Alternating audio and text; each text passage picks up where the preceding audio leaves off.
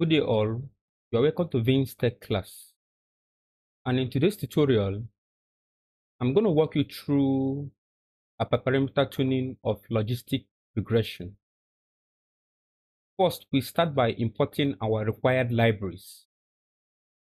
These are our required libraries for this project.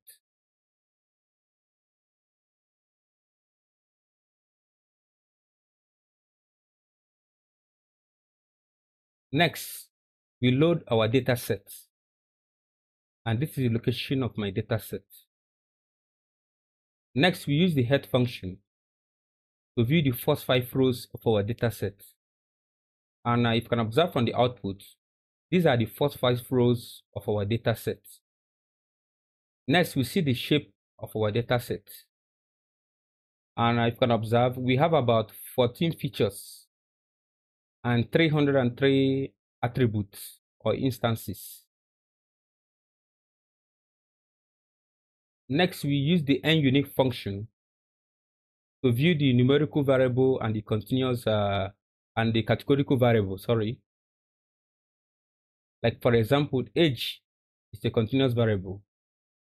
Sex is a categorical variable. Chest pain, that is CP, is a categorical variable. Breast BPS is a continuous variable. And cholesterol is also a continuous variable, and so on. So the essence of using this nUnique function is to differentiate between the categorical variable and the numerical variable. Next, we use the dtypes to see the data type of our features. And if you can observe, only the odd peak feature has the float data type. Next, we use the isNull function to see if our dataset contains any null value. And if you can observe from the output, our dataset does not contain any null value. Next, we check for duplicate.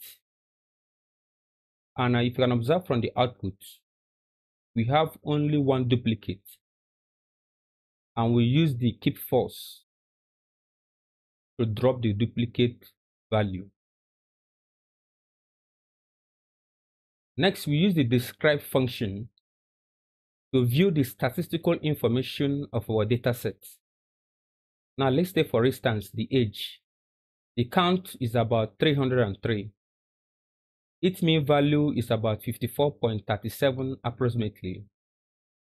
Its standard deviation is about 9.082. The minimum value is about 29. That is the minimum age in our data set is 29. And now the 25th percentile is less than 47.5. Also, the 50th percentile is less than 55. Also, the 75th percentile is less than 61. And we have our maximum age in our data set to be 77. Likewise, other features. So this is just the statistical information of our data set. Next, we use the box plot to check for outliers. When we say outliers are observations which are different from normal observations. And this could be to variability in measurement or error in measurement. And if you can observe from the trace BPS, we can observe few outliers. Also in cholesterol, you can also observe few outliers. In fasting blood sugar, that is FBS, you can also observe one outlier. Likewise, other features. Next, we use the interquartile range method to detect outliers. You can also make research on this method to get more insight about this project. They have other methods like Z-score. You can also experiment with these two methods to know which one works best for your data sets. But in our own case, we are using interquartile range method So this is the formula for the interquartile range method using the continuous variable. And from the output, we can observe a few outliers. Like for example, in trace BPS, we have about 9 outliers. In cholesterol, we have about 5 outliers. In TALAC, we have about 1.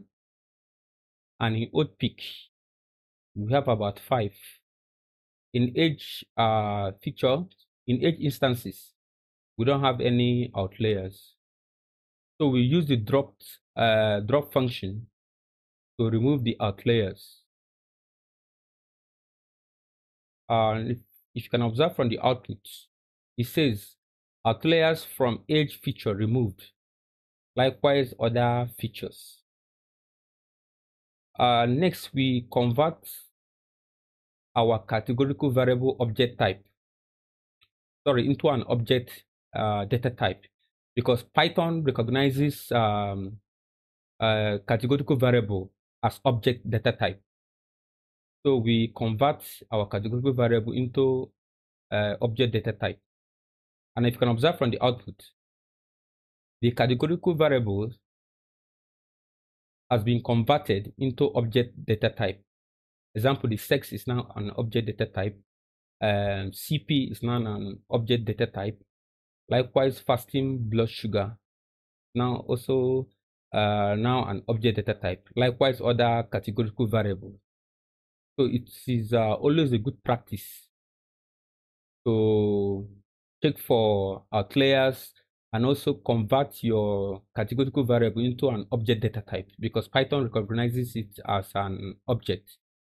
Next, we use the isNal function to see if our dataset contain any alphabetical entries. And if you can observe from the output, they are all false, showing that our dataset does not contain any alphabetical entries. They are all numerical entries, that is numbers. Next, we use the value count to check the frequency of our instances. Let's take, for example, for age, 58 appears 18 times, 57 appears 17 times, 54 appears 15 times, and so on.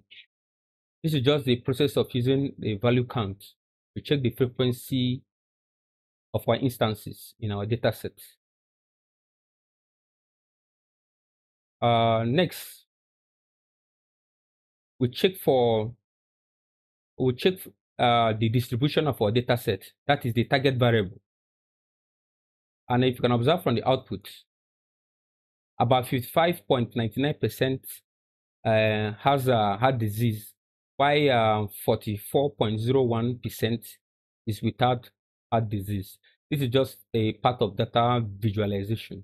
So it's always a good practice to visualize your data so as to draw inferences and what can you infer as well from your data.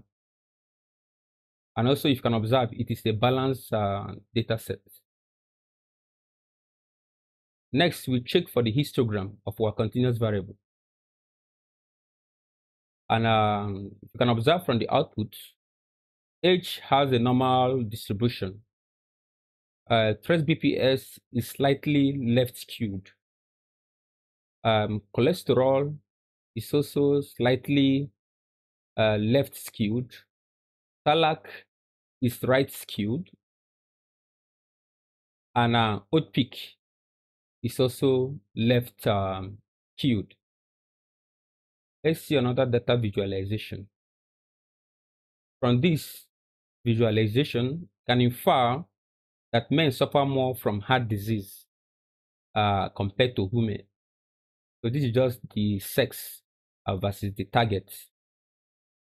That is, when I say target, that is if the person has if there is heart disease or no heart disease. That is the target. So next, we create we convert our categorical variable into one-hot encoding by creating a dummy variable.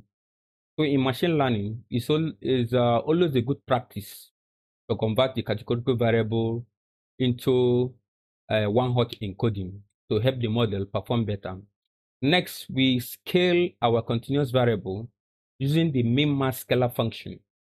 You can also read on this to get more insight about this project and also experiment with other type of scalar functions to see which one works best for your data set.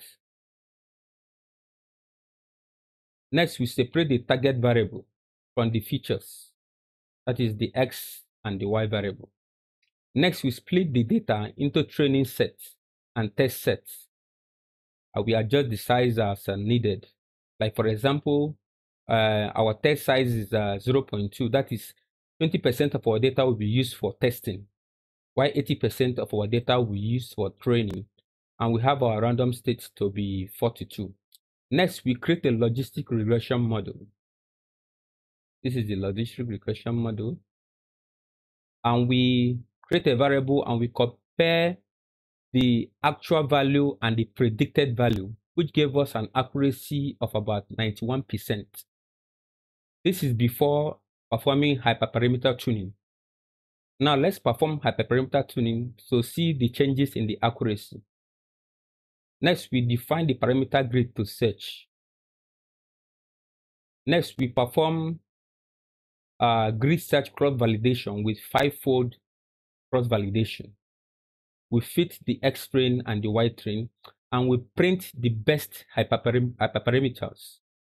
Next, we predict using the best model, and we calculate and print the accuracy on the test set, which gave us an accuracy of about 82% with the best hyperparameters. And if you can observe, here we have 0.91%. While in this case, after performing hyperparameter tuning, we have 0.82%, showing a loss of about 0.06%. Now, what can we infer from this result? Now, it reads no improvement in logistic regression after performing hyperparameter tuning, and this could be to the choosing hyperparameters if it does not significantly impact the model performance for a given data set, or if the data set itself lacks designable pattern that the model can learn. So these are the two reasons why there is no improvement in our hyperparameter tuning. That is, if the chosen hyperparameter does not significantly impact the model performance for a given data set, and also, or if the data set itself lacks designable patterns that the model can learn.